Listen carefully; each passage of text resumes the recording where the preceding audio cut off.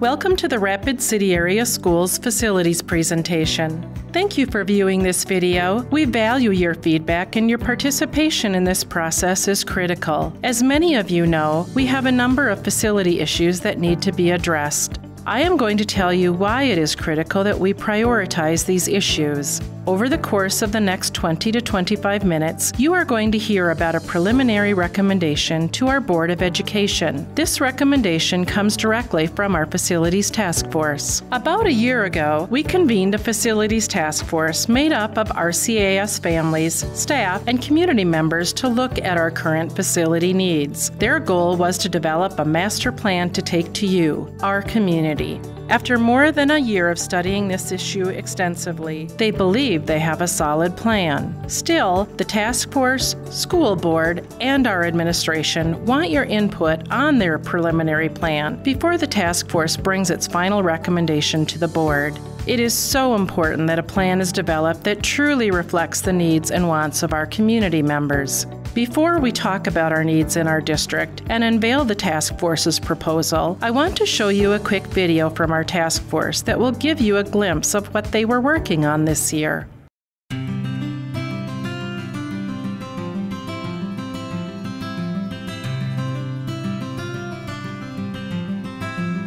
I'm a lifelong Rapid City resident, and I also am a product of the Rapid City school system. So at this stage of the game, I can look back and really appreciate the value of the education I got as a young person growing up in this community.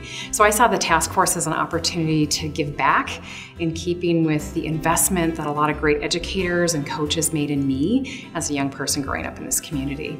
So now I'm the mom of 2 high schoolers, and this seemed like a great way to help our community continue to move forward by investing in our schools. I was originally even asked to be on the task force through my job at the Chamber of Commerce. The longer I sat on the task force, I realized how what I'm doing has a much longer impact, because I don't have kids yet, but I will someday. Well, initially I wanted to be on the task force because I saw how lacking our facilities were where I went every day. Initially, I joined the task force because we have 4 daughters in the school system, and as we moved back to Rapid City after living away for many years, 2 of our kids were force transferred immediately when we got here, and they got put into that system of not being able to go to the school they were supposed to go to. As a member of the Board of Education, I thought it was important for me to understand and know what's going on, and as a retired school personnel, I thought that I had a little bit more of a background than maybe some of the other members of the board.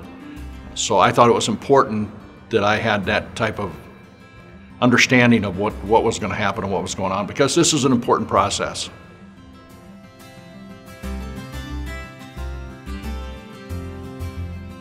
Being part of the task force actually gave me the opportunity to see quite a few schools that I had not been to yet.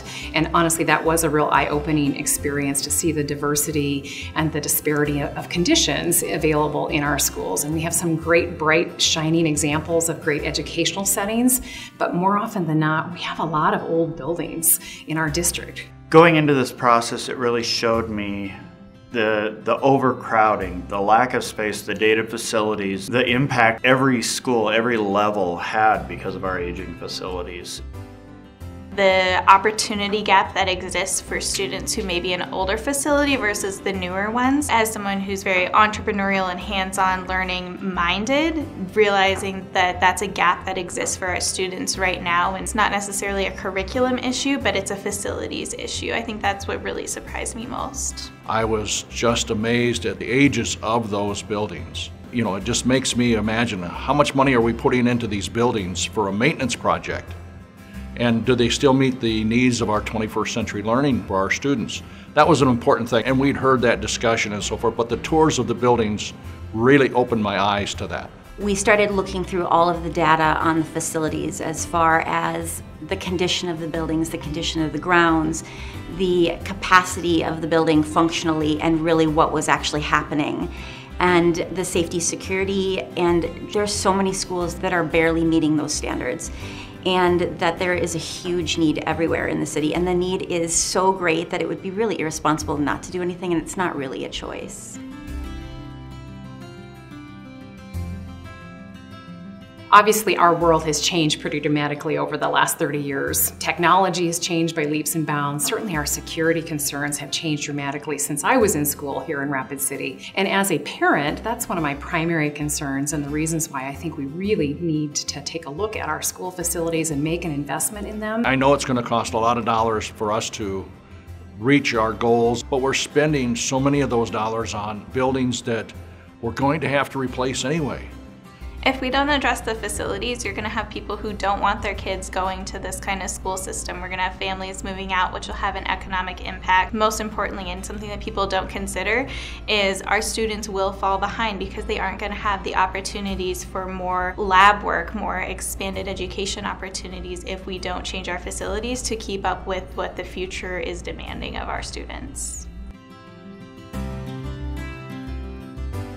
I liked the strategy taken with the facilities task force because it involved a fresh set of eyes from a really diverse group that got highly engaged and involved and were committed to learn, took tours of many of the school facilities, and I think it just adds perspective and provides feedback from a variety of walks of life. We're putting together a plan that I really believe in, and I really think it's really what is best for everyone in the city, not just our family. I really believe it's time to continue moving this community forward. It's time to make an investment in our schools. It's time to make an investment in our kids, and all of this is for the betterment of our Rapid City community.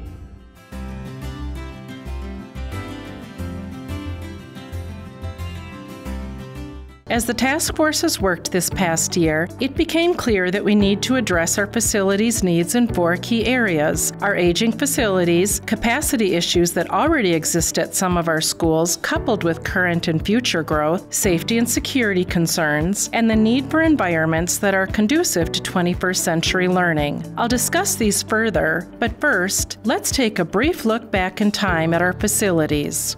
Rapid City was booming in the 1950s and 60s following the opening of Ellsworth Air Force Base. More than half our 23 schools were built between 1949 and 1963. The average age of our schools is 53 years old, and these structures are wearing out. In 1950, the population of Rapid City was just over 25,000. Today, our population is approximately 75,000. While our schools were built well and have lasted many years thanks to great maintenance, they were not built to handle a population that has literally grown 3 times in size. Decades later, these are some of the issues we are dealing with. The maintenance of our buildings is very expensive. Finding replacement parts for our aging infrastructure is very challenging because too often the parts simply aren't made anymore. For example, toward the end of the school year 2 years ago at West Middle School, we had to get special permission from the fire department to finish out the school year because the fire alarm system broke down and could no longer be repaired. Because we had to wait for the replacement parts to come in, that work happened over the summer when students were no longer in school. We have many crowded classrooms with some schools beyond their capacity. Our city's population is shifting to the south, east, and southwest, putting a lot of pressure on the schools in those areas.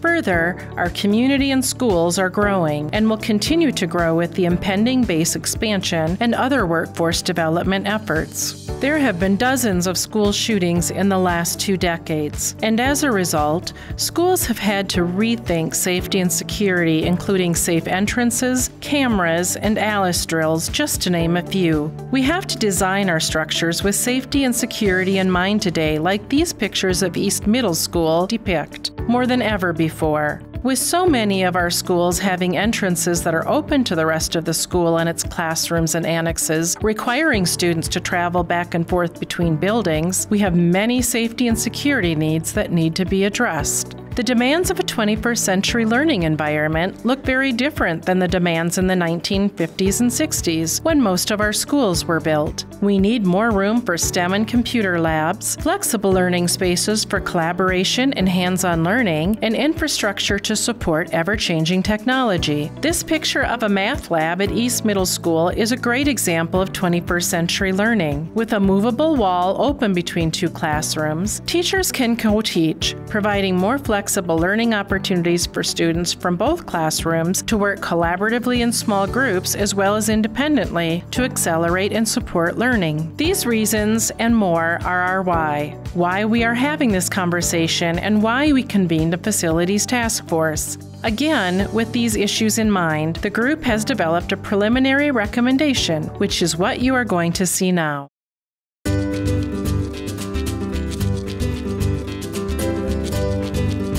A group of citizens spent close to a year studying the needs of our schools. The task force is recommending a facility plan to address 4 top priorities. Aging facilities. Did you know our average building is 53 years old, and more than half of our buildings were built between 1949 and 1963? Way back when the average cost of a new house was just $7,400. Back to my point. The plan will also address increasing enrollment and a shift in the city's population, safety and security, and last but not least, the need for 21st century learning environments for kids like me. Without further ado, here's the task force's proposal. To relieve overcrowding at Corral Drive in the southwest part of Rapid City, the task force wants to build a new elementary school south of Catron Boulevard and west of Highway 16. This means that many of the new students who go to Corral Drive would go to a new school. Due to the condition of Canyon Lake Elementary, capacity concerns, and more, the task force is recommending that the district close Canyon Lake. That means boundaries would shift and Canyon Lake students would move to another school like Meadowbrook. And since there will be room at Corral Drive, some kids will move there. The task force also thinks a new elementary school is needed in the Parkview area in South Rapid City. With the opening of this new 3rd elementary school, Robbinsdale Elementary, a building built in 1953, that's 66 years ago, would close. A 3rd new elementary school will be built by Vicky Powers Park. With the opening of this facility, students at Horace Mann Elementary would go to attend school at a brand new building, and students who live north of the interstate will no longer have to be bused all the way to the west side. Pinedale, Meadowbrook, Knollwood, and Black Hawk would all receive funding for safety and security upgrades, playground improvements, and STEAM Squared labs. At the middle school level in Phase 1, both South and West middle schools would be rebuilt on the same sites. That's a long time coming. Stevens High School would receive dollars to build a new fine arts wing and do other much-needed maintenance. The Jefferson and Lincoln buildings could be sold, and the programs in those buildings would move to Rapid City High School, where there is excess space. Finally, many of the district's deferred maintenance needs would be taken care of, and both Central and Stevens High Schools would receive dollars to address needs related to Pathways programming. Phases 2 and 3 wouldn't begin for at least 5 years, but as of now, they include a rebuild of South Park Elementary School and another new elementary school on the city's west side. The last 2 phases include numerous renovations for schools at all levels throughout the district, including a library renovation at Central High School and security upgrades at Stevens High School. That was a lot of information. Let's recap. The preliminary recommendation of the Facilities Task Force for Phase 1, which is the next 3 to 6 years, includes 3 new elementary schools, 1 north of Catron Boulevard, 1 in the Parkview area, and 1 on the north side by Vicky Powers Park. Since new schools will open, older buildings will close, including Robbinsdale, Canyon Lake, and Horace Mann. Pinedale, Meadowbrook, Knollwood, and Black Hawk would receive renovation dollars. 2 middle schools, south and west, would be rebuilt on the same sites. Stevens High School would receive funding to do major renovations and additions, including a new fine arts wing. Jefferson and Lincoln could be sold, and the programs currently in the buildings will move into the extra space at Rapid City High School. And all of our buildings will receive funding to address high school pathways and deferred maintenance needs. Whew, that was a lot. It's a good thing all of this information is available on RCAS forward.info. I know that was a lot to take in, and you probably have a lot of questions. We're going to use the next few minutes to explain the plan further. Here to help explain how the group decided on this proposal is our facilities manager, Kumar Velaswamy. Thank you, Dr. Simon. As Dr. Simon said, I am Kumar Velaswamy, RCAS Facilities Manager. I served on the task force and will give you more information about how the task force decided on this proposal. At this point, you have heard mention of MGT of America facility study. This study was crucial to the task force's work. The firm came to Rapid City in 2015 and did an assessment of our facilities. The scope of the study included review of our educational programs, school capacity, enrollment projections, technology readiness, educational suitability, buildings and site conditions. The buildings were given scores on each of these factors. In order to develop the plan that you just heard in the video, the task force members examined the study and then made a plan that they feel will have the most impact, addressing building condition needs, capacity, growth, and more. You've heard Dr. Simon speak today about the shift in Rapid City's population, which has resulted in capacity problems, particularly on the south, east, and southwest sides of Rapid City. As a result of capacity issues, some schools have higher class sizes and some students have been forced transferred. Here's a quick overview of our most pressing capacity concerns. Canyon Lake Elementary School has a current capacity of 302 students. Current enrollment is 403. We are over capacity by 101 students. We are handling this right now with annexes, which is not ideal. The projected enrollment for 2025 is 440 students, which is 138 students over capacity. Corral Drive Elementary School has a current capacity of 446 students. Current enrollment is 490. We are over capacity by 44 students. The projected enrollment for 2025 is 531 students, which is 85 students over capacity. Black Hawk Elementary School has a current capacity of 387 students. Current enrollment is 400. We are over capacity by 13 students. The projected enrollment for 2025 is 550 students, which is 167 students over capacity. Finally, Valley View Elementary School has a current capacity of 617 students. Current enrollment is 618, which is only one student now, but the projected enrollment for 2025 is 736 students, which is 119 students over capacity. We have been working closely with the city and created this map to show you where growth is planned or is currently happening. Residential properties that are already being built in Valley View and Rapid Valley areas will have over 2,000 housing units. To the north, there will be more than 1,000 housing units. And to the south and southwest side, there will be over 500 housing units. So, it's clear, Rapid City is growing. The Facilities Task Force assessed all this information and came up with a potential solution that not only solves capacity issues, but also takes into consideration future growth and allows for the closure of 3 of Rapid City's older school buildings. The new elementary school proposed along the Highway 16 corridor would address the capacity issues at Corral Drive Elementary, along with the future growth in that part of Rapid City. With the addition of this new school, Canyon Lake Elementary would close, boundaries would be drawn, and students in that area would be shifted south to Meadowbrook or Corral Drive. Additionally, the new Highway 16 building would relieve pressure from Wilson Elementary. Right now, nearly 200 students from the far north part of Rapid City are bused to Canyon Lake. With the addition of a new school in the Vicky Powers Park area, these students would no longer be bused to the other side of town. Additionally, many of the Horseman students would go to this school. Plus, boundaries would be reconfigured for the Knollwood Elementary and General Beadle Elementary areas, which would help address the capacity problems at Valley View. Right now, some students from this area are currently bused to Valley View. These students would now attend a school in an area that is closer to their homes. The third new elementary school proposed by the Parkview site would address the capacity issues at Rapid Valley and Valley View by capturing all of the homes in this area. Additionally, Robbinsdale would close, and those students would be attending either South Park, Grandview, or the new school. The task force also recognized the needs of South and West middle schools. We would be building the new schools to replace South and West at the same sites, with no changes to the current use of the community centers. This first phase also includes Stevens High School renovations and additions.